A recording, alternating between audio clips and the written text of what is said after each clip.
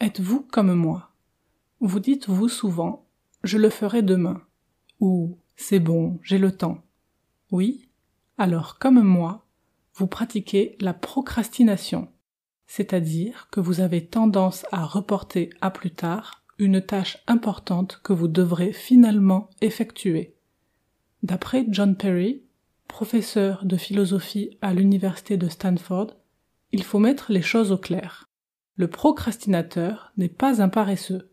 Non, c'est quelqu'un qui préfère faire autre chose que ce qu'il devrait vraiment faire. Et ce n'est pas un glandeur incompétent non plus.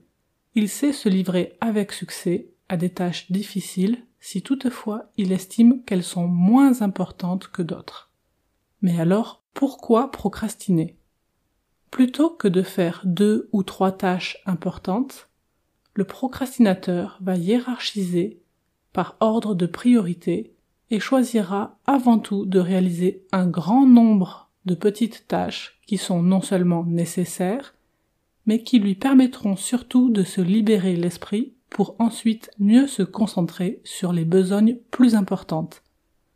Le procrastinateur, ou la procrastinatrice, est donc une personne méthodique qui va s'organiser en fonction de 2 critères. La difficulté d'une part, et les dates butoirs, c'est-à-dire les dates limites d'autre part. Cela nécessite donc de bien se connaître, de savoir estimer le temps qu'il nous faut pour effectuer les dites tâches. Souvent, ces personnes sont également capables de travailler efficacement de nombreuses heures de suite pour ne pas éparpiller sur plusieurs semaines un ouvrage qui peut être fait en 1 ou 2 journées intenses.